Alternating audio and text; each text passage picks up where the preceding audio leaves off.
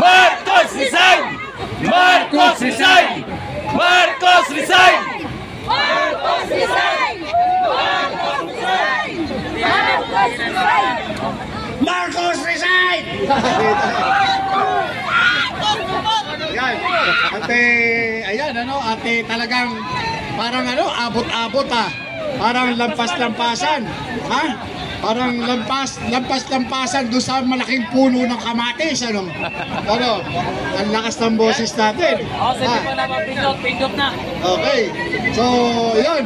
At eto uli, si Yusek at yung aking boses talagang parang nakalunok ako ng ano, sa laguban. 15. Wow. Okay, bigay natin, mayroong magsalita. Mga 2 minutes lang. Magandang hapon sa inyo lahat. At ako, gusto ko ipaalam sa inyo na huwag tayong mangamba. At makakamit natin tagumpay. Unang-una, nagpapasalamat ako sa ating mga senador na kakampi natin, na suporta sa ating mahal na Vice Presidente. At ang ating gobernador, congressman, mayor, kapitan, kagawad. At sa ating mga kapulisan, sa military, na suporta sa ating mahal na Vice Presidente, Sara Duterte. Tama ba? Huwag tayo mangamba at makakamit natin tagumpay. At kasama ng mahihirap, ang ating mahal na Vice Presidente. Tama ba? At ang ating mga kapatid, ang aking mga kapatid na Muslim, kasama ang ating mahal na Presidente. Tama! Sara! Laban! Sara! Laban! Sara! Sara! Sabay-sabay! Sara! Sara! Sara! Sara! Sara! Duterte! Ang muli magbangon ng mahirap at sa bansa! Ito na! Hintayin nyo lang! Araw na lang o buwan ating ang tagumpay. Salamat. Ngayon, isusunod po natin ang boses ng mga kababayan. Ito, hindi pa nakapagsalita, umiyak na. Ang sister, hindi pa nakapagsalita, yung mukha niya. Hindi mo mapinta yung mukha, umiyak na eh. Actually po, pangatlong Dapat may stand ka.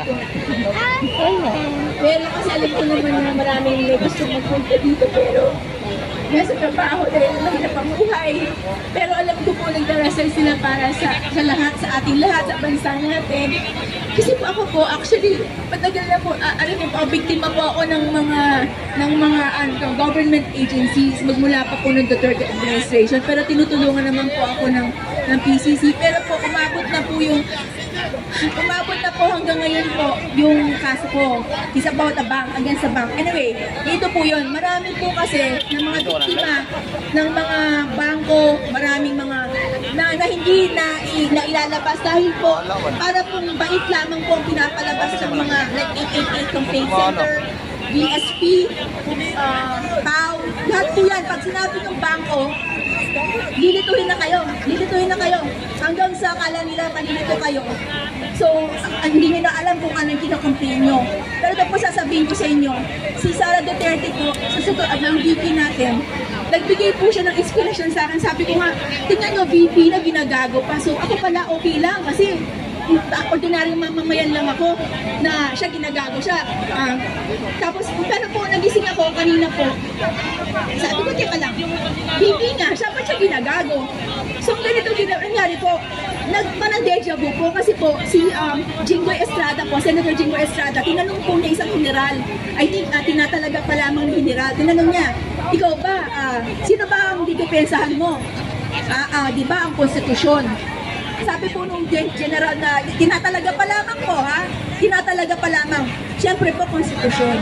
Mas magaling na klaro tayo dyan na ang iyong loyalty sa konstitusyon.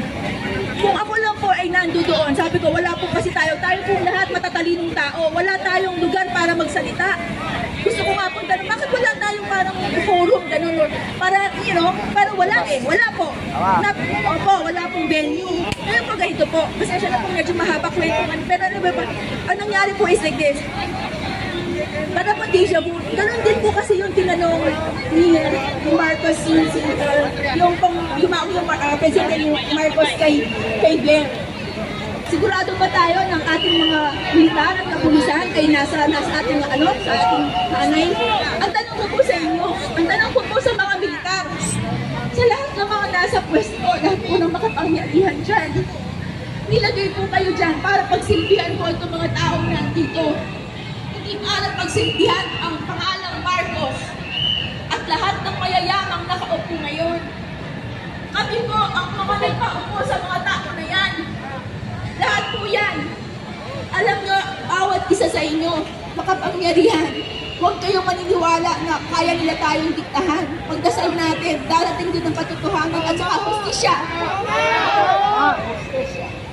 Ako po, dahil po kay Sara Duterte, malaki man po ang naibignan na wala sa akin pa, hindi pala nababalik.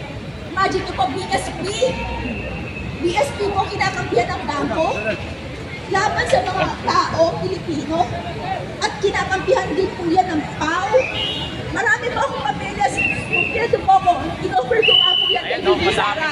Sinabi ko, ma'am, kung kailangan niyo po ng mga prueba na kailangan po ng mga tao po na mga naggagago sa mga corruption in the government, handa ko pong i-share sa inyo yung mga dokumento ko. Okay?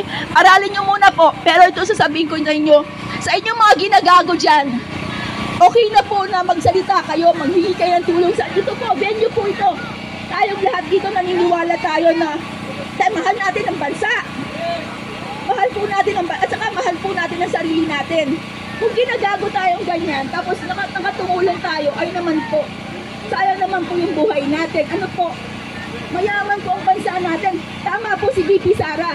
At saka po takot ang mga tao na yan sa mga kagaya natin. Sara Duterte represents the Filipino people na may puso, na she's very candid. I could say, okay, she's the best president. Dapat medyo, choosy siya sa kanyang pananalita. Oo. Pero po, kapag po kasi, andyan na po yung passion. Kaya tinatawag po yung crimes of passion. Lumalabas na po lahat ng hindi mo aasahang salita. Ako po, kung ako nga po si Bibi, baka mas masahol pa po. Pero, I'm nobody compared to Bibi Sara. Pero po sinasabi ko, Bibi Sara, marami pong salamat sa ehemplong pinapakita nyo sa mga Pilipino na pinalalakas niyo pong loob namin na lumaban sa mali, lumaban sa mayayaman, lumaban sa mga magnanakaw na pasimple lamang. Yung mga pagnanakaw ninyo sinasabi nila dahil magnanakaw sila. Ang mga tao magnanakaw, takot sa sinasabi nilang magnanakaw pero tinatakpan nila ang mga krimen nila sa mga hinuhus ka sa inyo. Pero po sasabihin ko sa inyo, ang ginagawa niyong pagmamahal ng tatay ninyo, ng mga lolo at lola ninyo, hindi po yung namamatay sa mga Pilipino. Ako po, taga Manila po ako. Pinoto ko po ang tatay ninyo dahil po sa Davao, sa ginawa nyo sa Davao. Wala po akong pakialam sa sinasabi nilang magpatay. Wala po yun. Ang nakita ko lang po sa tatay nyo, sa inyo, pagmamahal. Pagmamahal sa bayan, pagmamahal sa kapwa, at galit sa mga taong gago sa kapwa at gago sa Pilipino. Thank you po, ma'am. Thank you po sa inyong lahat. Thank you very much. Narinig natin ang hinanaing sentimento ng ating kapatid. At isa lang ang mensahe ang kanyang ibig sabihin. Kay Sara, may pag-asa! Sara Duterte! Kay Sara, may pag-asa! Kay Sara, may pag-asa! Kay Sara, may pag-asa! Kay Sara, may pag-asa! Yan, narinig natin ang kanyang boses na wala na siyang mapaabot, wala na siyang mahihintay sa bangag na presidente. Dismayado na siya.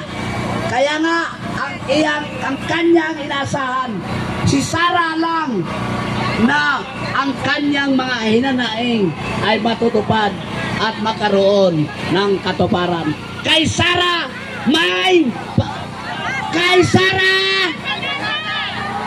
Kay Sara! Okay, bago natin ibigay